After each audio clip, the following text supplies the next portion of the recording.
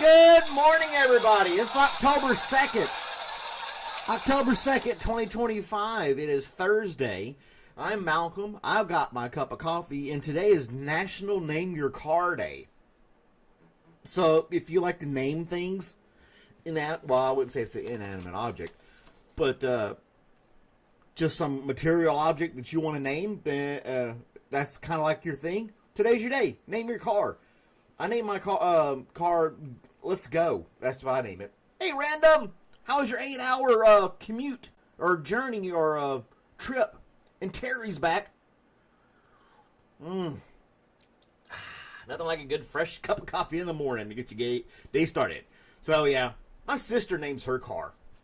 Or did. I don't know why. I think it's kind of silly. But I named my dog. But I don't think I'm going to name my car. So, yeah. I don't know. It's just something I'm not going to probably do. But some people do it, evidently, or it wouldn't be a national day, right? Any of you guys name your cars? Terry had a new truck until somebody messed it up. Yeah. I'm sure he had a name for that person. Got 1 hour sleep of driving. Still haven't gone to bed. He's exhausted. Dang, man. Random, a.k.a. Aaron, needs to get some rest, my friend. 8 hours of driving. I don't know how you do it. And Terry does it all the time for a living, so I don't even know how he does it. Traffic is horrible today, but the weather is nice in northern Indiana. So you got that to look forward to. Traffic's horrible, so, here we take things as a blanket report. So traffic everywhere is going to be horrible today. Just because our trucker Terry said so. Just saying. I don't know what today's going to be. Probably like a 6 or a 7 according to Random because he had to drive all day long. But, what are you going to do? 8 hours driving, full day of work, watching basketball today. It was a good day. So even though he had a lot of stuff going on, he still thought it was a good day. I want some of Random's positive attitude.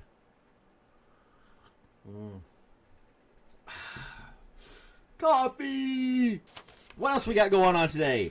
Gatorade first tested in college football game back in 1965. It's called Gatorade because it was developed by the College of the Florida Gators. Alright? So you have Gatorade because it helped the Florida Gators. But now it helps everybody, and they're tossing it on their coach when they win a game. And people drink it just because. It's just fancy Kool-Aid, basically, if you think about it. It's got some other stuff, electrolytes. But, developed by, I don't know who it was developed by. But it was at the Florida Gators back in 65. I didn't know it went back that far. Now, I didn't read to see when it went, on public shelves, everybody to just buy. I didn't look that up. We could ask. Find out when Gatorade hit store shelves. What year? If I could type.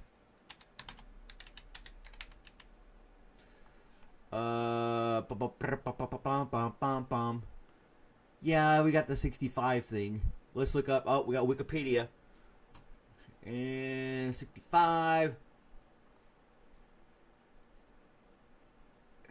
Become purchased Quaker Oats in 83. It doesn't say when it was developed in 65, but it doesn't say what year it hit the shelves. Early 80s, I'd imagine, I guess, since Quaker Oats bought it. And then Pepsi bought it in 2001. So, you can read more about it, I guess, if you wanted to. I'm trying to skim over the article here to find out when it was on store shelves. But it doesn't tell me. Oh well.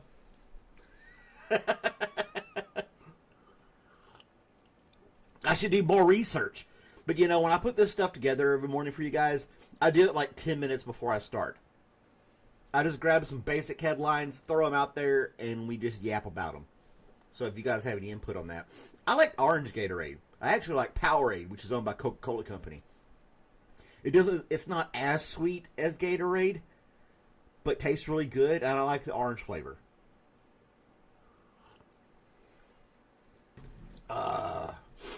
I remember going to a gas station years ago, and back when they were putting all these wacky flavors of Powerade and Gatorade, like Ice Burst and Arctic this and Blue that, and all this wacky weird stuff, like they were trying to be edgy or something, you know, with their flavors of their Kool-Aid, you know, basically.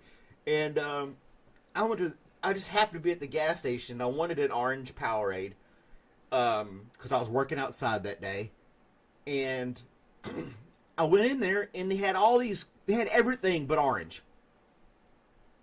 They didn't have, I would think today it's more common, but I would think orange would be like a basic flavor you'd have of this sports drink that is so popular. You got the fruit punch, that's the red one. You got orange, which is just orange. It's not orange juice, but it's just orange, whatever. And then you got lemon lime. You know, those are like your standard three now. But then it was like, I was like, I was huffing and puffing. I walked away. I went and got something else. But right there at that time was this representative with his distribution guy looking at the shelves and taking notes and stuff of what they were going to put. And he's like, hey, wait, come here for a second. And he's like, what's the matter? And I said, I just want orange. I don't care about this ice blow whatever crap and this blue, this and that and the other. Just give me basic orange. You know, is that too much to ask? And he said, stay right here. I'll be right back. And he ran out to his truck and he brought me one orange Powerade. He wasn't going to give me a 6-pack or something like that. Because here you go. I'm sorry it's not cold. I was like, that's fine. I don't care. And I said, thanks. And I said, you know, all these other flavors are just stupid in my opinion. Keep it simple, you know. And I walked away. I doubt that I had any national influence in that situation as far as sports drinks are concerned. But it does seem today that they have less of those wacky flavors than they did before. I'm not trying to take credit like I just happened to run into some district guy and is like, well, this guy in his 20s only wanted orange. I mean, I was like, okay, whatever. I'm a simple guy. Keep it simple, you know? It's like when Coke and Pepsi came out with, like, clear Pepsi. And it tasted the same, I think. I can't quite remember. I think it tasted a little different. And then when they made new Coke, and they had to go back to Coca-Cola Classic. And also, just leave, if it's good, leave it alone.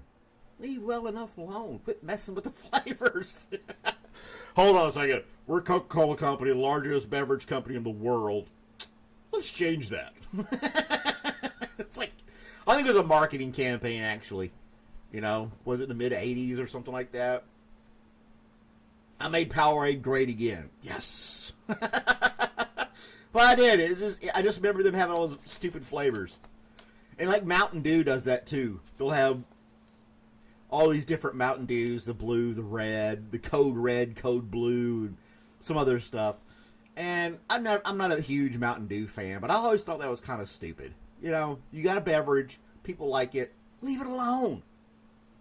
Just leave it alone. Stop messing with it. Is that too much to ask? Alright, random. Have yourself a good day, sir. You gotta drive again? Good grief, what are you doing? Driving all the way to the United States? Blackberry Dr. Pepper. Right. What are you doing, people? Leave it alone. Now, I know they had Diet Dr. Pepper, which tastes like regular Dr. Pepper, according to the ads. It kind of does. But you got all those artificial crap, and every beverage is full of artificial garbage to begin with. Not just artificial sweeteners, but stuff you can't pronounce. But I like Dr. Pepper.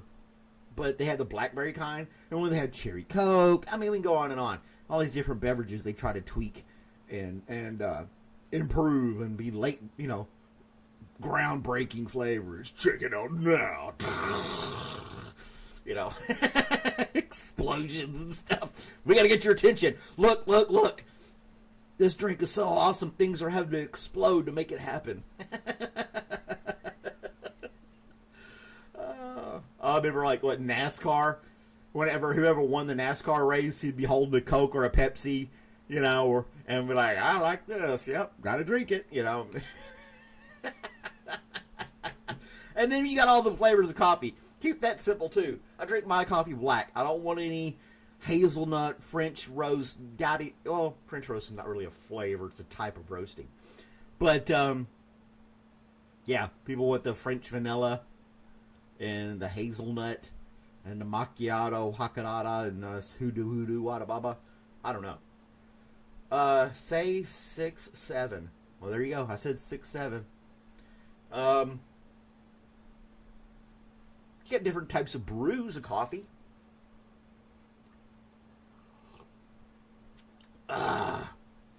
It's all right. They only said one thing. We don't have to block them just yet. We'll give them a couple of tries. But anyway. Then we got Mr. Patrick. Good morning to you. Thanks for joining us today. We were yapping about different beverages and how Gatorade was started in 1965 and they couldn't leave well enough alone. I mean, it's still very popular, granted. They get the big coolers at sports games that say Gatorade. None of them say Powerade on them. I don't know. But anyway, yeah, we were talking about sports drinks and sodas and everything else. You know how we go down a rabbit hole and just spirals out of control? That's basically what we're doing this morning. On the other hand, here's another story. A Melbourne sewage farm has become a haven for over 300 species of birds in the UK. So all the millions of gallons of sewage gets treated at this place, and they had these... I'm simplifying it. I was reading it before we got on. Where they treat the water, but some of the water they only treat so much, and they let it kind of slide off into these different areas for different ways of treating it, but it leaves some kind of a little bit of bacteria and it ends up developing some algae or something. Well, the birds love it. Microbes get in there, bugs get in there. This algae starts to grow a little bit, and it's part of the ecosystem, and like 300 different species of birds absolutely love it. Patrick, what in the world? 20 gift memberships? Oh, we gotta do the cheering again.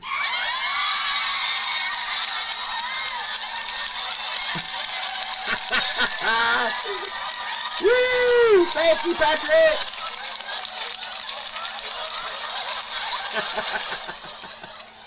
Oh, we got more memberships. Awesome. Thank you so much, man. I appreciate that. Really do. Supporting the channel. You guys are awesome. Thank you. Thank you, thank you, thank you. I can't say thank you enough. What was I talking about? Birds eating bacteria and bugs? Evidently. I like watching birds. I've got a bird feeder in the backyard. And I have a good dozen or so different species that come to my feeder and do their little bird stuff. But bird watchers in the UK flock to the sewage place at a distance, I would imagine, with binoculars, and check out all kinds of birds that are there. 300 species? That's a lot of damn birds. Don't be like 80% of poop go in the river. Like, I don't know the whole story. I mean, you can look it up. A lot of this stuff I get, this story I got from the website called the Good News Network. So if you ever want to, if I spark your interest in a story that I'm rambling about and you want to read more about it, the good news story at the end, the Melbourne sewage farm, 300 species of birds, on the Good News Network. And they focus on good stuff. Yesterday we talked about how they can pinpoint chemotherapy treatment without having to circulate it through your whole entire body. Cool stuff. So there you go. I go to National Day, This Day in History, and Good News Network. That's what we cover. Patrick, what are you doing, man? Holy mackerel! Another 20. What in the world? Thank you, man. Oh, gosh. It's almost time for me to call it a day, too. I'll do 15 minutes, Patrick, if you haven't been here in a while. Oh, jeez. We got to do the applause again. That's my 15 minutes of fame. I do have to go. Thank you, Patrick, for supporting the channel. You guys are awesome. Today is going to be a 9 out of 10, if not a 10 out of 10 day, guys. Look at all the good stuff that's going on. But, yeah. Have a great day. I have to go. Thank you, Patrick. Sorry to leave right now, but I have to go to work. You guys have a great day. Thanks for watching. Like and subscribe. Compliment a stranger. You might make somebody smile. Hey, Eric, do the burpees, my man. I'll talk to you later. Bye, guys. Da, da, da, da.